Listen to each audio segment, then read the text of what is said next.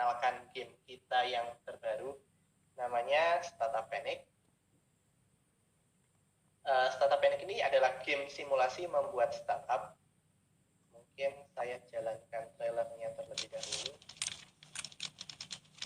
Suaranya terdengar nggak ya? Ya, terdengar. Oke.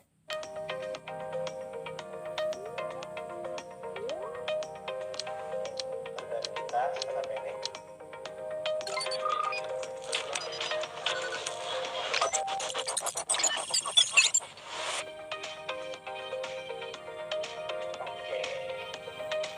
Startup Panic sekarang masih tahap yang bisa di-download, baru demo. Untuk rilisnya tanggal 3 Desember. Sedikit cerita tentang Startup Panic. Jadi yang pertama, Startup Panic itu adalah game simulasi tentang membuat startup. Yang kedua, sebetulnya kita membuat Startup Panic ini itu 4 tahun yang lalu. Jadi waktu itu kita mikir ingin membuat game. Ini bukan game pertama kita. Sebelumnya pernah membuat game juga, cuman gagal.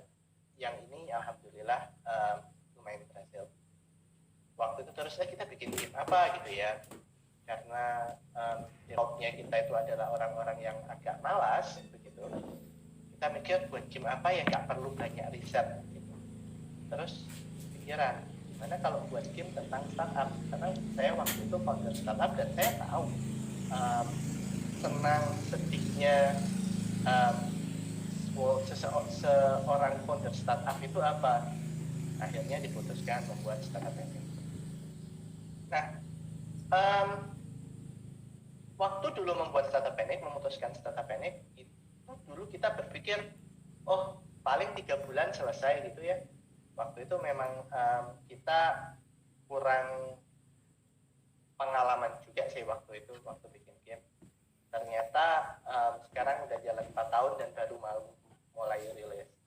Tentunya antara 3 bulan dan 4 tahun ini ada tambahannya juga. Kita ketemu publisher, kita rilis demo, dapat feedback, diperbaiki lagi, terus sampai sekarang akan rilis. Nah, Startup Panic diterjemahkan ke 9 bahasa. Ada China, Jepang, Korea, Jerman, Spanyol kalau nggak salah, Spanyol, lupa lainnya apa. Pokoknya 9 bahasa dan bahasa Indonesia tidak termasuk. Itu kemarin ingatnya itu. Insya Allah akan dirilis di tanggal 3 Desember di Epic Game Store melalui publisher tinyBuild.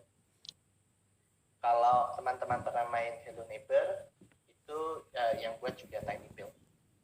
Publishernya juga tinyBuild. Nah, hari ini saya akan bercerita tentang game design. Tapi sebelumnya, saya perlu menjelaskan disclaimer terlebih dahulu. Jadi, game design itu adalah skupnya sangat luas. Sangat seperti kita bilang, topiknya apa? Pemrograman. Tidak mungkin kita belajar seluruh informasi dalam pemrograman pada satu kesempatan saja. Butuh waktu yang panjang sekali untuk belajar pemrograman. Itu pula dengan game design. Nah, yang saya bahas hari ini itu saya pilihkan kira-kira topik mana sih yang di game design yang mungkin cocok untuk orang yang baru tahu tentang game design dan sesuatu yang biasanya bahkan game designer senior pun sering jatuh di situ. Itu mungkin yang akan kita bahas hari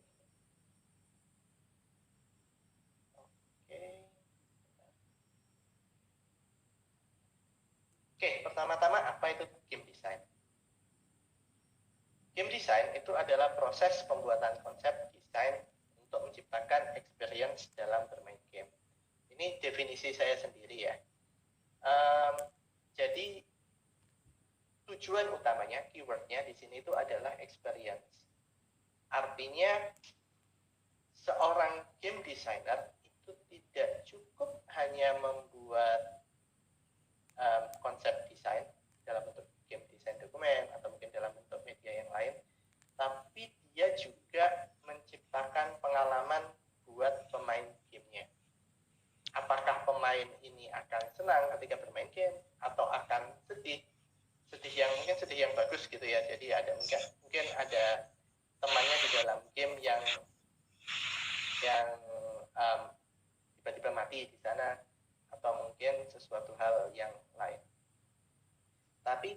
tujuan dari si game designer adalah menciptakan experience. Nah, game designer itu dia bertanggung jawab dua hal. Yang pertama dia membuat desain gamenya dan experience-nya tadi. Yang kedua adalah memastikan bahwa desain tersebut terimplementasi dengan baik di gamenya. Jadi dia perlu, aku pingin, misalnya si game desainernya bilang bahwa aku pingin di bagian level pertama ini pemain terasa mudah terlebih dahulu sebelum masuk ke level yang kedua. Nah, dia juga harus memastikan ketika game itu jadi apakah benar experience yang diinginkan sudah tercapai. Itu tugas dari game designer. Game designer itu bukan artis atau ilustrator, bukan writer, dan juga bukan produser. Meskipun kadang bisa double, jadi dia game designer sekaligus artis, atau game designer sekaligus writer, atau game designer sekaligus produser atau programmer, tapi secara fungsi dia berbeda. Dan entah kenapa banyak game designer yang saya tahu itu biasanya berawal dari artis. Itu masih menjadi misteri. Kenapa? Tapi seringkali seperti itu. Game designer juga bukan bos, kecuali memang dia bosnya gitu ya. Tapi tidak selalu game designer itu bos. Jadi oleh karena itu game designer juga penting bisa berkomunikasi dengan yang lain. Nah, ini masuk ke game simulasi. Game simulasi itu apa? Game simulasi adalah game yang dirancang untuk mensimulasikan aktivitas atau keadaan di dunia nyata. Saya tunjukkan ini beberapa contohnya.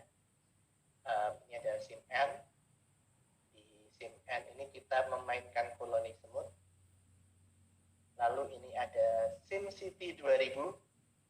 Gamenya lumayan lama, jadi sebelum, kalau sekarang yang rame namanya City Skyline atau ada SimCity Build, kalau nggak salah untuk mobile zaman dahulu kala ada namanya SimCity 2000. Ini ada alien yang menyerang kota. Lalu ini RimWorld yang simulasi manajemen membuat koloni di suatu planet. Lalu ini mungkin teman-teman juga tahu, ini apa? Sims, ini The Sims 4. Lalu yang bukan tidak terlalu manajemen, ini ada Farming Simulator, dan yang sedang saya mainkan sekarang Microsoft Flight Simulator 2020. Ini adalah beberapa contoh game simulasi. Jadi game simulasi itu dia mengambil kompleksitas yang ada di dunia nyata, dia abstraksikan atau diambil sebagian, lalu dimasukkan ke dalam media game. Itu game simulasi. Bagaimana proses pengembangan game untuk game simulasi? Ternyata sama dengan pembuatan game pada umumnya. Jadi prosesnya dimulai dari ide, konsep, lalu ke implementasi, lalu setelah itu ke deployment. Nah, hari ini kita akan bahas satu persatu mulai idea dan konsep, implementation. Mungkin deployment-nya tidak terlalu, karena itu biasanya ketika deployment game designer tidak terlalu banyak, sudah tidak terlalu banyak terlibat.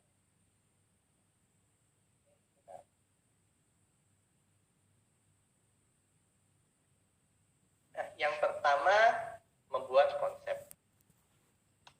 Jadi semua game, semua produk itu bermula dari konsep. Dengan jumlah game yang sangat banyak, di Play Store ada sekitar 600.000 game. Di App Store ada 300.000 game. Maka konsep ini penting untuk membuatnya unik dan menarik. Karena dengan konsep yang